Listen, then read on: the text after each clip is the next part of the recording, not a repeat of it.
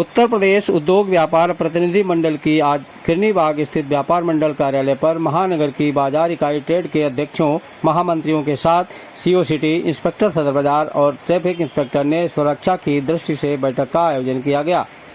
बैठक को संबोधित करते हुए जिलाध्यक्ष वेद प्रकाश गुप्ता ने कहा, व्यापार मंडल सदैव पुलिस और प्रशासन का सहयोग करता आया है और पुलिस प्रशासन से भी सहयोग की अपेक्षा रखता है।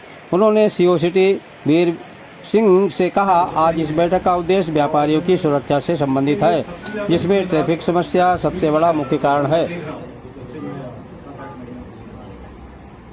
और दूसरा, हमारी जो सड़कें खुदी हुई हैं, इससे किसी भी वाहन की स्पीड नहीं बन पाती। आप लोग ये जान लीजिए कि जितनी स्पीड कम होगी उतना ही ट्रैफिक वहां से देर से निकलेगा तो ज्यादा जाम लगेगा। तो सड़क वाली समस्या तो जैसे अभी अध्यक्ष जी बता रहे थे 1 साल लगेगा, ये तो समस्या हल अभी नहीं हो सकती है, हमारे हाथ में। ई रिक्शा के लिए हमने अभी पीछे अभियान चलाया था। 100-150 ई रिक्शा हम लोगों ने पकड़ के, जिनका ई रिक्शा पर नंबर नहीं था, रजिस्ट्रेशन नहीं था, पुलिस लाइन में जमा करवाया। उसके बाद आरटीओ साहब से मिलकर उसको डिस्ट्रॉय करा दिया, किसी का वापस नहीं दिया।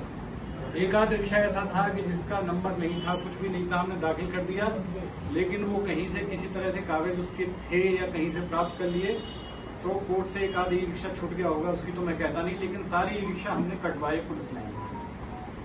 अभी बीच में ये काफी त्योहार कावड़ का आ गया, ये आ गया, तो अभी अधिकारियों की तरफ से भी और हमने भी सोचा इस समय हम लोगों ने चेकिंग वगैरह ज्यादा नहीं करी, तो फिर ये ढील पड़ गई। और फिर मैं देखता हूँ अभी सड़क पे कुछ ई रिक्शे जो नए हैं, उन पे नंबर नहीं है, उनकी तो उम्मीद है कि नंबर होगा, लेकिन कुछ ऐसे दिखते हैं बिल्कुल कबाड़ टाइप के कि जिनपे नंबर भी नहीं है, वो भी चल रहे हैं। हमारा अभियान ऐसे रिक्शों के खिलाफ बहुत जल्दी 1-2 दिन में चलने वाला, ठीक है। कोई बात नहीं। दूसरी बात जो बताई है आप लोगों ने अतिक्रमण की, अतिक्रमण सभी व्यापारी भाइयों का है। दुकानदार लोगों से अतिक्रमण के बारे में हम कहते हैं तो हमारे अकेले के हाथ में उनकी रसीद काटना नहीं है।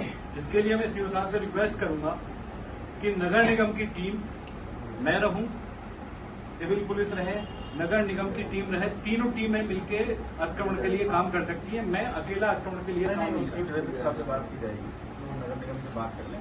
मालखाना पे एक भाई दुकानदार ने अभी पीछे त्योहार पे सबसे आगे 2-3 फीट बढ़ा लिया था। उनके आगे एक स्कूटी खड़ी थी, कोई सभासद महोदय अपने आप को बता रहे थे, हमने कहा इनका चालान कटेगा, तो हमसे वहीं भिड़ने को तैयार हो गए। तो ये समस्याएं फेस करनी पड़ती हैं। अब दुकान वाले का हम चालान नहीं काट सकते थे, लेकिन सभासद महोदय की स्कूटी का हमने चालान किया। वहीं मौके पर वो चिल्लाते थे, कह रहे तुमको देख लेंगे, ये कर लेंगे। उस दिन भी काफी जाम लग रहा था, लेकिन वो स्कूटी, दुकान आगे बढ़ गई, फिर स्कूटी खड़ी हो गई। अच्छा, रोड पे जो गाड़ियां खड़ी रहती हैं, मेरे द्वारा कम से कम 20-25 चालान लगभग डेली किए जाते हैं। हो सकता है आप लोगों की गाड़ी किसी की जरूरत में आ गई हो। मैं जब भी एक बार सुबह राउंड, एक बार शाम को राउंड पूरे शहर में लेता हूँ।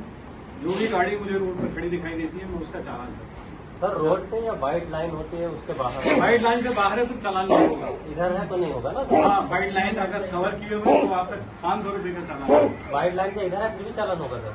व्हाइट लाइन के अंदर की अंदर है तब नहीं होगा, तब चालान होगा। गलत टाइम पे आ गई है। व्हाइट लाइन को अगर क्रॉस कर रहा है, आपका एक पहिया भी क्रॉस कर रहा है, तो आपका चालान।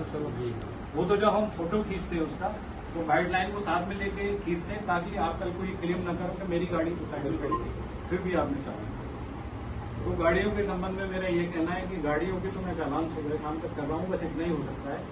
अच्छा, क्रेन से उठाने की व्यवस्था भी सर यहाँ पर थी, लेकिन उसमें भी काफी इश्यू आ गए कि गाड़ी में नुकसान अगर कोई हो जाता है तो फिर वो जवाब देना बड़ा भारी है।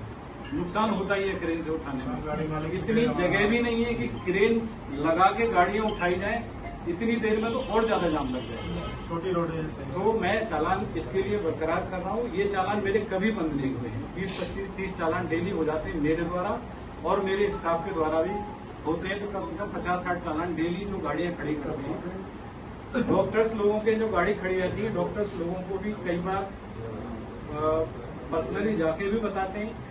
एक बार तो पुलिस लाइन में सारे डॉक्टर्स को बुला के मीटिंग भी कर ली हमारे सीओ साहब ने, और हमने डॉक्टर्स को कहा कि आपके मरीज आते हैं, हमें कोई दिक्कत नहीं है, लेकिन मरीज उतरवा के गाड़ी आप किनारे कर लीजिए। लेकिन फिर भी चूंकि वो अपने काम में व्यस्त रहते हैं, और जो पेशेंट लेके आता है वो परेशान होता है बहुत ज्यादा, और उसको कोई गाइड नहीं करता तो वो भी गाड़ी वहीं छोड़ के चला जाए।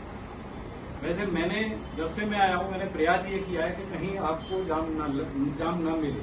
मुझे भी 8 महीने करीब यहाँ हो गए, ऐसा मैंने अभी नहीं देखा कि एकदम कहीं चौक हो गया।